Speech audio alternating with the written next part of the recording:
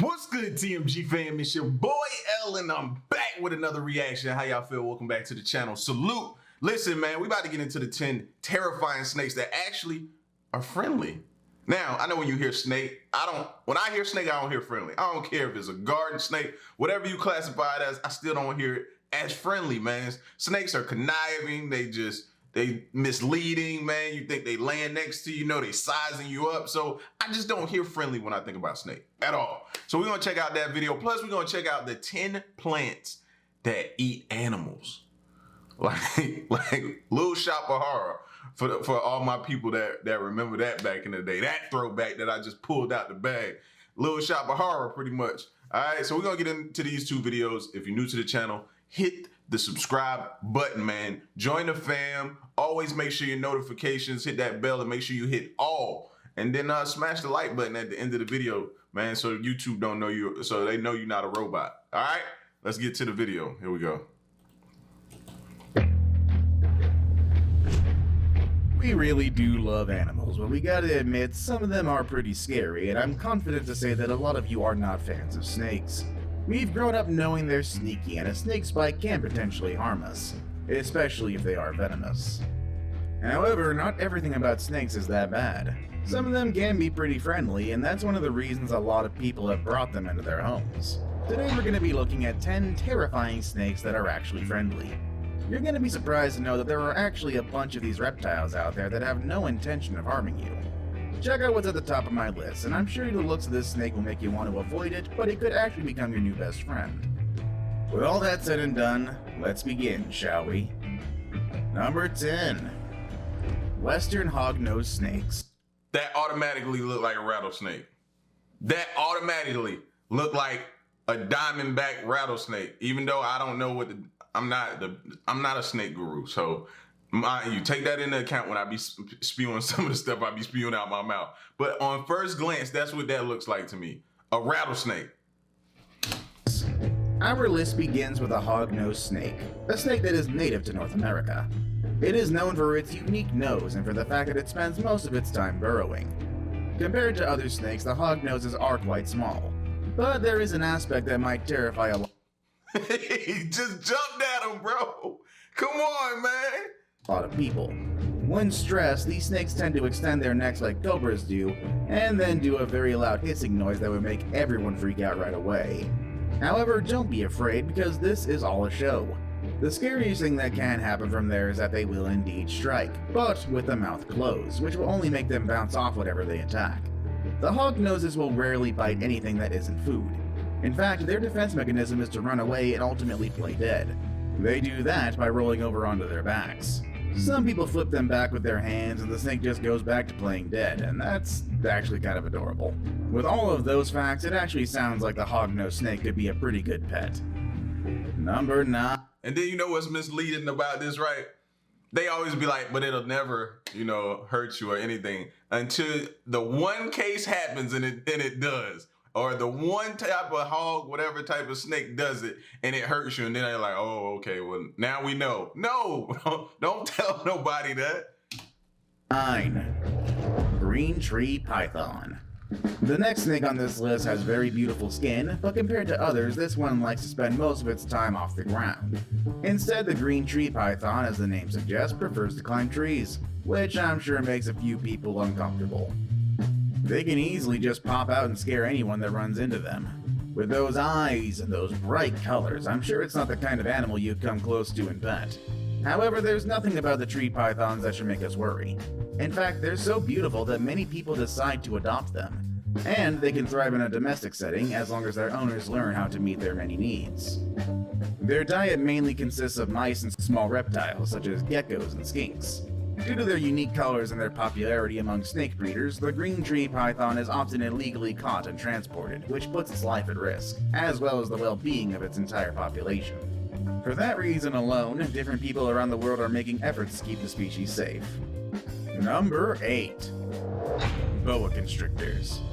I am sure boas are somehow terrifying for a lot of people, and Exactly, when they constrict your neck and cut off your breathing. it's not only because they're bigger, but also because they are very interactive. But there is nothing to fear. Dogs are also interactive, and you're Nothing to fear about that right there, right? not afraid of them, right? The boas are perfect for those who want to have a large snake pet. They're also some of the most intelligent and curious reptiles out there. Overall, they like to display their interactive personality whenever they get a chance. I can see how a big intelligent snake can scare some people. However, boas rarely attack humans. They can be He said rarely. Listen to the words.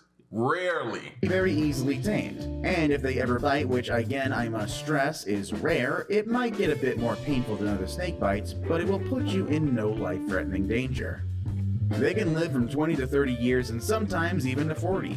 So if you consider getting one today, make sure you're ready to make a lifetime commitment. These friendly snakes will likely stay by your side for half of your life. Until they eat you. Until they eat you. Number 7. The Rosy Boa. Are you interested in boas? Then you're gonna love the next one on my list. It is a very exotic kind of snake, originally from Cayos Cochinos in the north coast of Honduras. And I know the word exotic paired up with snake is usually a red flag, but this snake is anything but threatening. Although they're not as common as most snakes, they are very docile animals, and quite undemanding. If you are able to adopt one as your new pet, you'll realize that they are so easy to handle and feed. If you find one in the wild and it feels threatened, the Rosy Boa will just roll itself into a ball with its head at the center. Trust me when I say the last thing they're gonna want to do is get close to you.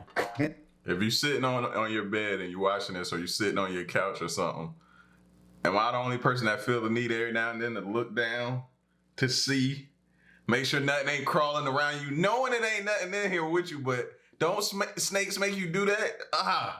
Instead of biting, they will release a smell from their tail, but that's nothing you should be worried about. There have been a few cases in which humans were bitten by them, but their bite is non-venomous. Also, they are one of the slowest snakes in the world, so you will have time to run away in case things get ugly between you and these snakes. Number 6. Garter Snake. You can find the garter snake in the subarctic zones of Canada all the way to Central America.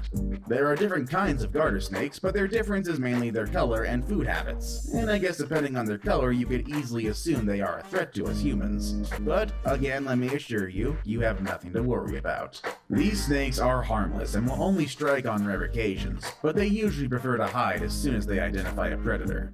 For a long time, they were thought to be non-venomous, but studies in the early 2000s show that they produce a mild form of venom.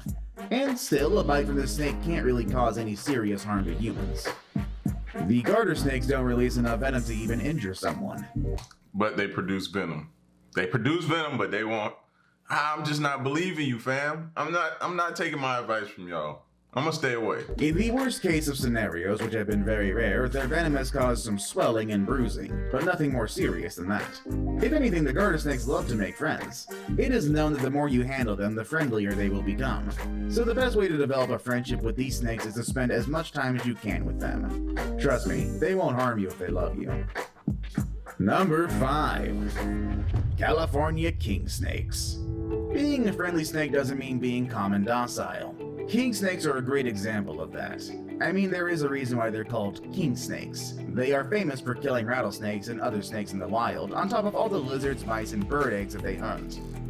The king snakes are a perfect company for those who like a bit of a thrill and excitement in their everyday lives. They can grow as much as 1.8 meters and keep a fairly light body. And also, they will never say no to food, so you don't have to worry about finding a way to feed them. If they want it, they're gonna get it. And of course, their diet doesn't include humans. Although, keep in mind, these snakes are a bit more aggressive than others, especially when they're out of their enclosure. But they also learn to calm down as they start to spend more time with you and become as tame as other snakes. Number 4. Corn snakes. Curious with a very friendly temperament, the corn snakes are very popular among pet traders. If you want to have your first pet snake, this might be one of the best choices for you. Don't let their colorful skins fool you. They are not That look like the snake that when you're in school and it's like the day where you go to like the what they used to call like the reptile house or different places. They have all these animals, or I forgot the name of the establishment, but you know where it is. You go see different animals and different things. Not the zoo for any smart behind that's gonna say zoo in the comment section. But for us, it used to be when we were in middle school, we would go to this place that was on like college campus, and they would house all these animals and then these birds, and then they have the section for snakes.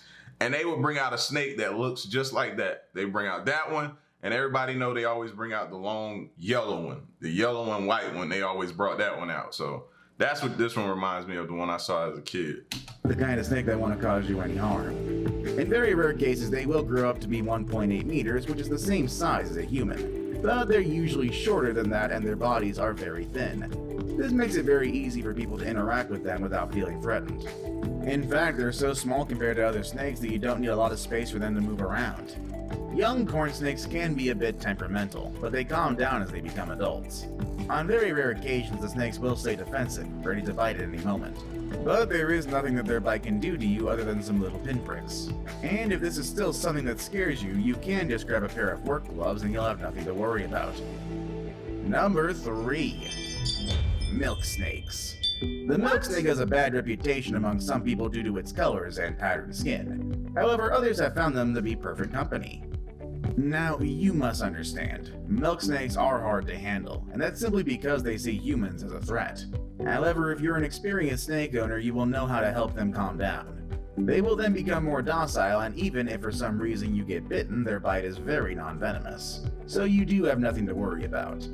They're small constrictors, which means they are more interested in prey on which they can wrap themselves around.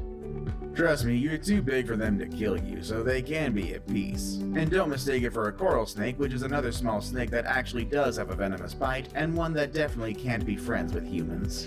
See, that's what happens, man. People watch like shows like this, and they be like, "Oh, okay, that one." Then they get out there and get confused, and they confuse the the non-threatening snake for the threatening snake. And be like, "Oh, he won't hurt you," and then he strike you, and then but I thought that was the wrong snake, buddy. The wrong snake, fam. But the milk snake is different. It's just overly active, and you better be ready for that. Now it's time for the day's best pick.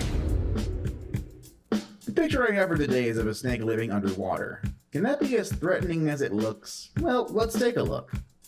Number 2. Water snakes. Nothing that comes out of the water unannounced and has the potential to bite us can be good news, am I right? For that reason, some people have stayed away from water snakes. But even though these snakes tend to bite when they're stressed or threatened, their bite has no venom. And they're also so easy to take care of that many people have started to adopt them and bring them into their home. Of course, no one wants to have fangs stuck in their hands. The way to make these snakes more docile is by bonding with them. If you're interested in adopting these snakes, all you gotta do is spend some time with them and get them used to you so they feel comfortable and relaxed. A few minutes every couple of days will be more than enough for you and your snake to create a lasting connection.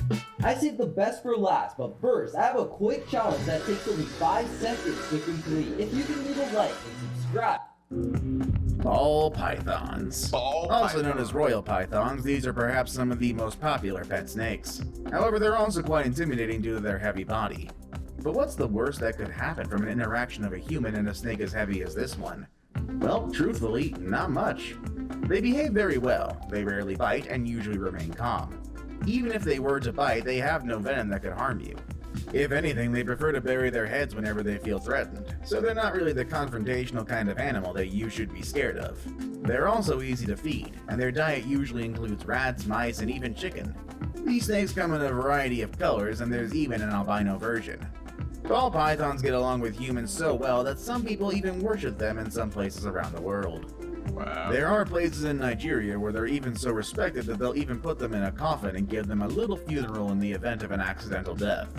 And in northern Ghana, there's a folkloric tale of a ball python that transformed into a log in order to help people cross a river and escape their enemies. I'd honestly kinda like to know the backstory behind all of that. Either way, those are all the snakes I have for you today. As you respect... Man, it's expensive to bury a human. You think I'm gonna have a whole ceremony for a snake? Get a coffin? Nah, fam. You better take this ditch I throw you in. That's about as good as you gonna get it from me. Heck no. It's called a dog-eat-dog world for a reason. Some animals eat other animals. Some other animals eat plants and plants. Plants get their energy from water and sun. Just like that, the cycle of life happens all around us. Now, before we play a Disney song about the circle of life or something, while food chains usually place plants at the bottom of it all, nature really does know how to give us surprises. On today's list, we're going to be going through 10 plants that actually eat animals. That's right, indeedy. There are some plants out there that benefit from animals rather than the other way around. Isn't that just a pretty cool and horrifying plot twist? Like always, There he is. There he is. Feed me, Seymour. I saved the best for last, so make sure you stay with me until the end of the video. Some of these plants only eat little insects, but I'm sure you'll want to know what plant is the one that can eat lizards and even small mammals. Whether there's one that can eat a human, well, that's for us to find out. On that note, let's begin, shall we? Number 10. Triphiophilum. A lot of plants on this list, or perhaps all of them, will make you feel like they were taken right out of a sci-fi movie. At least that's how I feel about the Triphiophilum, which we can also call liana. This plant goes through a ton of stages, so many that it makes you wonder if this is actually a work of nature or a result of a crazy and evil experiment. During its first stage, the liana grows its leaves, which have the shape of ovals. But then when it starts flowering, it also starts producing long and sticky leaves enough to feed itself from insects. These leaves are capable of luring the poor insects and then catch them and even digest them. Toward the end of its life cycle, the liana's leaves are short and hooked, and they're about 30 meters long. But you don't have to worry about running into one of these in the wild unless you're in West Africa. And even then, it's more of an annoyance to us humans. Number 9. The Portuguese sundew. Make sure y'all taking notes where not to visit, where to stay away from. I thought all of the animal-eating plants on this list were probably found in humid or exotic locations like a remote jungle in the southern hemisphere. However, that's not the case with the Portuguese sundew. This plant actually grows in soil that lacks a lot of the nutrients necessary for a plant's survival. You can find it in Portugal, Spain, and Morocco. So what can this he rolled him up. Yo, that was crazy. plant do to make up for the lack of nutrients in the soil? Well, eat insects, of course. Just like many of the plants I have here today, the Portuguese sundew fascinates nearby insects with a tempting aroma. This then makes the insect get closer and ultimately get trapped by a sticky substance on its leaves. The plant then is able to dissolve the bugs by using its specialized digestive enzymes and absorbs all the nutrients that the Mediterranean soil fails to provide. That's what I call survival. You gotta do what it takes to stay alive in a place with limited resources, and the Portuguese sundew is an excellent example of that. Number 8. Brocchinia reducta.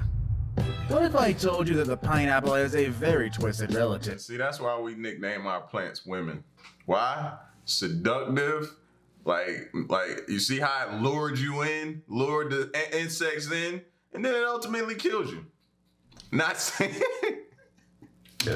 I know it's hard for us to think of plants the same way we do of animals and human beings, but plants are also living beings, and just like us, they're also split into families. And yes, the pineapple does indeed have a carnivorous relative, and it's called Brocchinia reducta.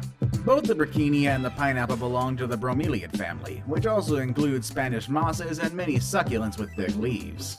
The Brocchinia has long pitchers that allow it to absorb and reflect ultraviolet light, which makes insects go nuts.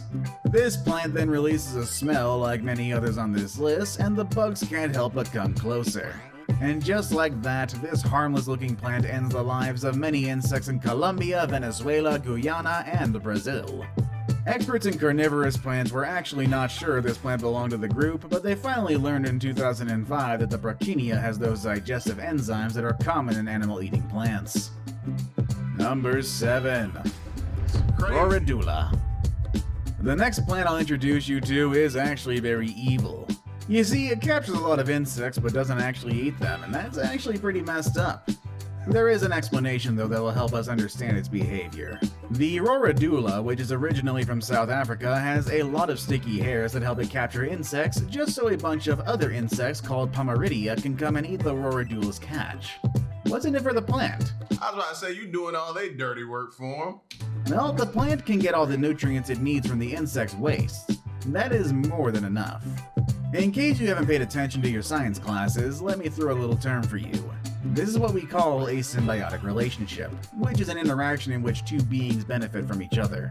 The Roradula catches bugs for the Pomeridia, and the Pomeridia gracefully gives its waste back to the Roradula so they both can coexist in harmony. Nature is indeed quite crazy. I should also point out the fact that there are a lot of fossils of Roradula in Europe, in the Baltic region to be more specific. Some scientists believe these fossils are about 40 million years old, which could indicate that these plants were more common back then. Number 6. Butterwort. This plant right here is named butterwort, and that's due to its huge leaves that look like they've been covered in butter. It is also known as pinguicula, which literally means little greasy one, and I can totally see why.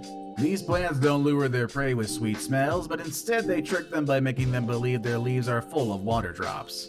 But in fact, this is not the case. You see, it's not water, but a sticky goo-like substance that traps the bugs and slowly dissolves them through some enzymes. If you come near one, you can tell when they've had a meal, as you'll probably see some insect leftovers on top of the leaves after they've sucked all the Bugs got a smart nut, man.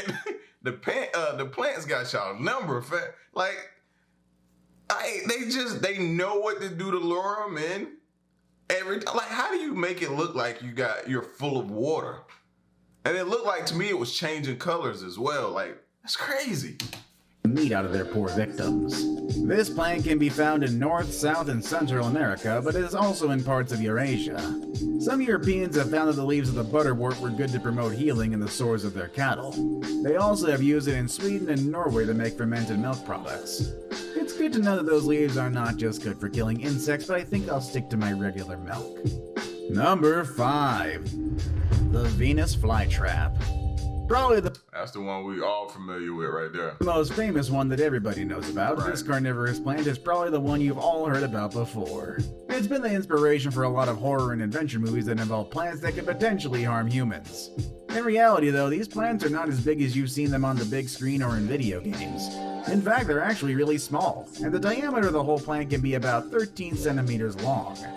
However, don't let their size fool you. They are still carnivorous plants and they behave as if they had a brain of their own.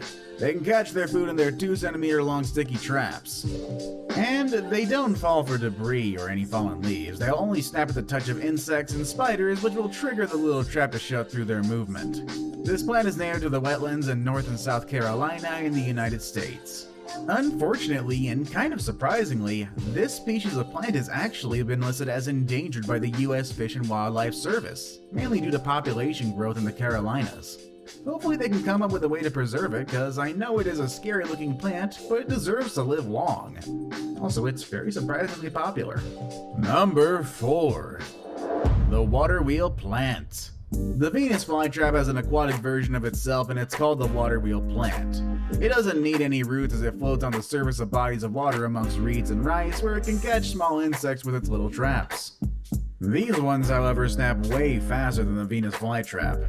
They can react in as little as 1/100th of a second, which must be quite shocking for the bugs that end up becoming their victims. This plant has been found throughout different parts of the old world, and you can find it in Europe, Asia, Africa, and even parts of Australia.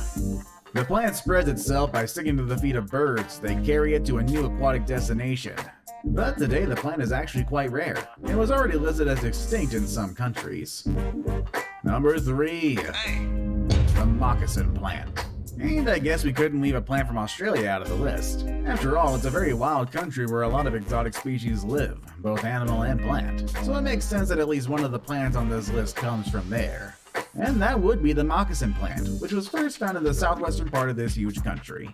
Once again, like most carnivorous plants, the moccasin plant releases a sweet smell that brings insects close to its pitchers, which by the way are shaped like moccasins, and in those pitchers that the insects get eaten and digested. It's actually a very torturous event, as the pitchers have translucency, which makes the bugs confused and knock themselves while trying to go through what they think is a way out of their suffering. Something odd about this plant is that it has features that make it more related to flowering plants rather than the carnivorous ones.